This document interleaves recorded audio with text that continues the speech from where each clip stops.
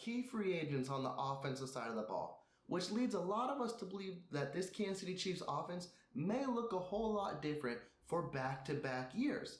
But there are reports saying, hold on to that thought, because it could look the same. So let's discuss, but before we do, please be sure to subscribe to the channel, like this video, because I'm going to keep you up to date on anything Kansas City Chief related that you do not want to miss out on. And without further ado, let's have some fun. With free agency looming, this wide receiver room for the Kansas City Chiefs could look a whole lot different next year, with Juju Smith, Nicole Hardman, and Justin Watson slated to hit this free agency. So what we're going to do is basically dissect all of that, see who might re-sign, see who the Kansas City Chiefs could bring back, and how this wide receiver room will look in whole for the 2023 season.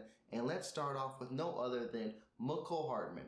Now, there are reports saying that he may have outpriced the Kansas City Chiefs market, which doesn't come as a surprise to anyone in Chiefs Kingdom, because we knew that, Nicole Hardman was set to get paid before this year, and then injuries kind of arose, and it led us a lot of us to believe, well, specifically in myself, if the Chiefs have a shot at bringing Nicole Hardman back, maybe he wants to take a prove-it-year deal with the Chiefs and basically trying to reset his value. Something that Juju did last year, where he signed a one-year deal with the Steelers, didn't quite work out, got injured, and then he basically came to the Chiefs, and now look at him. Almost 1,000 yards, Super Bowl champion.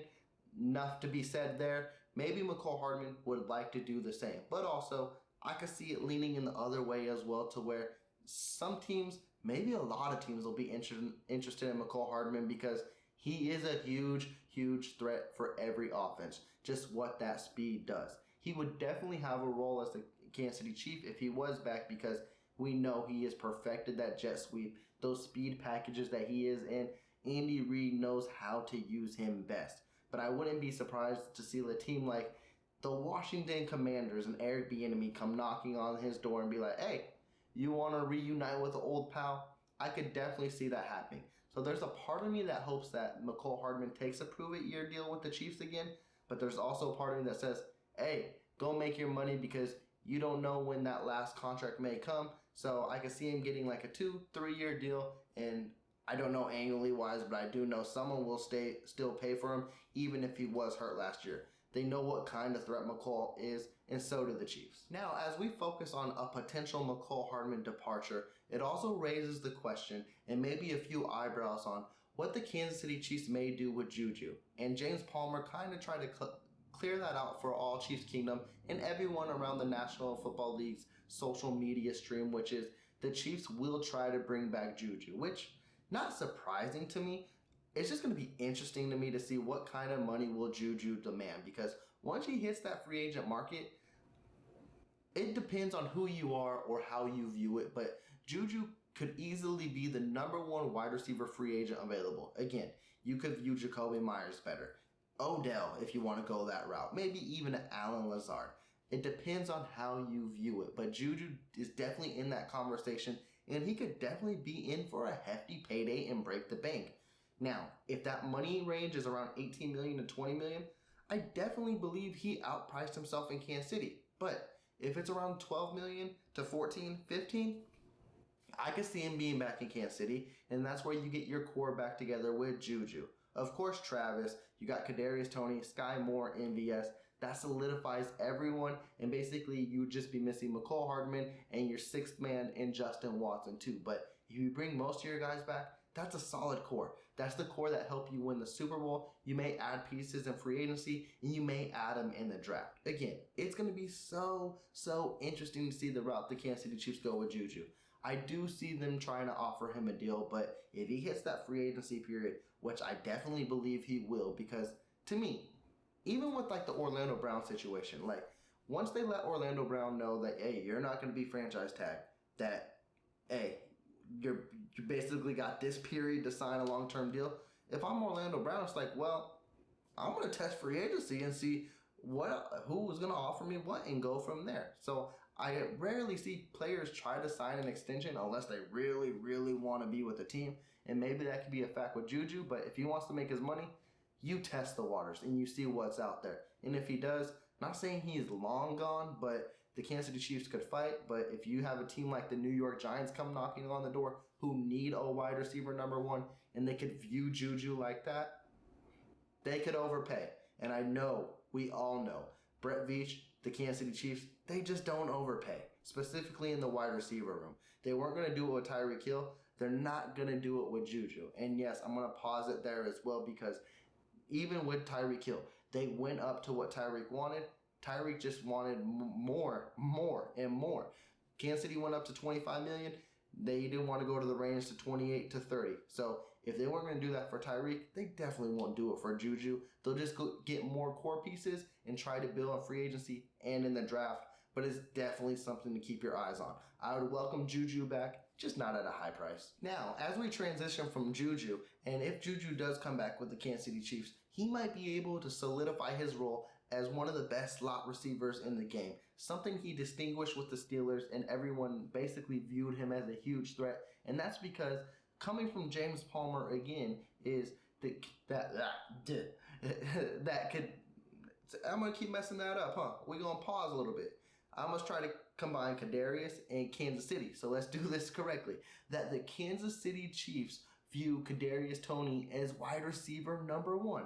And it puts us all on a lot of pause. I'm not going to lie, because if you look at wide receiver ones around the league, you're like, I don't know if Kadarius Toney is on that level. But let it be nothing that's left to be unsaid is that the talent that Kadarius Toney has definitely poses a threat to where if he puts it all together, and the main the hugest if he could stay healthy, why couldn't he be a wide receiver number one?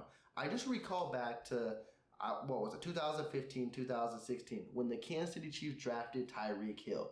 Now, it was in the 4th, 5th round that, when he came into camp, he was lights out and showing out. And not a lot of people believed Tyreek Hill would be a wide receiver one. And initially he wasn't. He was behind Jeremy Maclin, but he started to grow into his role. And then as the years started to move forward, he started transitioning well, and then he became one of the top 5 wide receivers in the league. Who's to say Kadarius Toney can't do it, specifically under a guy like Andy Reid? Now, I know it's high hopes, you're shooting for the stars, so be it. The only thing that's really holding Kadarius Toney back from being a wide receiver number one in this league, and I think that everyone can agree, is that he has a hard time staying healthy. But what if he does stay healthy? A lot of people pose the question that, man, he can't, but what if? Like literally, what if he puts in a full 16, 17 games? You're telling me he can't be a 1,000-yard wide receiver? We already seen the connection with Mahomes and Toney with 6 games. So imagine if it's a whole year and the dude can just stay healthy. There's a reason he's a first-round pick.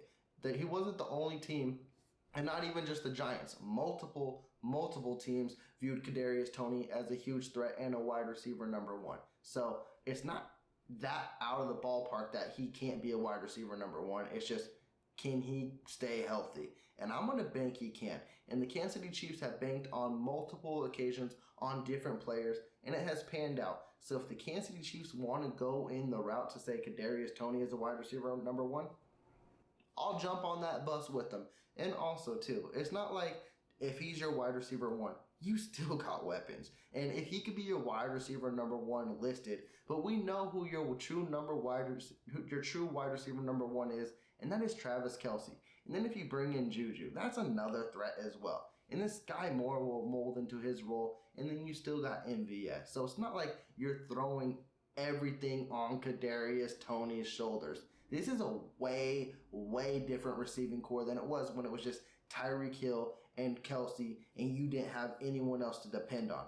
They got dudes to depend on here. And also, they can add guys in free agency and in the draft. So just because you're calling Kadarius Toney number one doesn't mean it's like, oh, it's boom or bust. No, there are other guys who can produce on this offense. So take it with a grain of salt, but also, if he stays healthy, he can definitely be a wide receiver number one. And Chiefs Kingdom, we're going to close it off with this. It's still in the wide receiver room. And as we mentioned, this week has already been booming. It's been busting.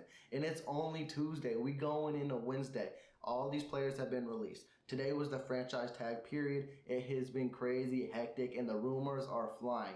And of course, that means the Kansas City Chiefs rumors will be flying, and it's like they're interested in everybody. But the one name that caught my attention was the Kansas City Chiefs are interested in Allen Lazard. And honestly, that would be an interesting addition at the right price. And I wonder to what kind of stipulations does that mean the Kansas City Chiefs are interested in a guy like Allen Lazard? Because there were reports, as we just talked about earlier, that the Kansas City Chiefs want to re-sign Juju. So if they re-sign Juju, does that still leave a guy like Allen Lazard open to coming to the Chiefs as well? Because then you have no question about this wide receiver core. You have no question and don't care if Kadarius Toney is a wide receiver number one. Because when you have a core with Travis Kelce, Allen Lazard, Juju, Kadarius Toney, Sky Moore, MVS, in no particular order, that is a legit wide receiver room where Patrick Mahomes can basically dissect any defense and somebody will be open. That would be deadly, deadly, deadly. Yes, you may not have a top 5 wide receiver. Shit, you may not even have a top 10 wide receiver, but nobody will have the depth or the core as the Kansas City Chiefs if they were actually looking for a guy like Allen Lazard. It would be so interesting to see, and I know a lot of Chiefs Kingdom will love it. Maybe they don't love the player in Allen Lazard just in specific, but man, you guys have been begging, actually begging for years and years, is to get Mahomes some length in that receiving room. Allen Lazard is 6'4". It don't get no taller than him. So if you could bring him in at a good deal, and say you bring in Juju as well, that's just the main question there is he still an option if you bring Juju back, or are you only looking at Allen Lazard if Juju walks? I believe it's more of that route, because Allen Lazard, in my estimation and in my eyes, I think he's cheaper than Juju. So Kansas City would be knocking on that door in an instant. I don't know if they're trying to pair them both together and bring in the Chiefs, but I would love that too. So closing off this video, Chiefs Kingdom, I'm going to leave it to you. Would you want to bring Allen Lazard to the Kansas City Chiefs? Yes, no. Let me know in the comments down below. Let's discuss. Let's have fun. But before we do sign off, please be sure to subscribe to the channel. If you did like this video, please give me a big thumbs up. With that, I'm checking out. Y'all take care.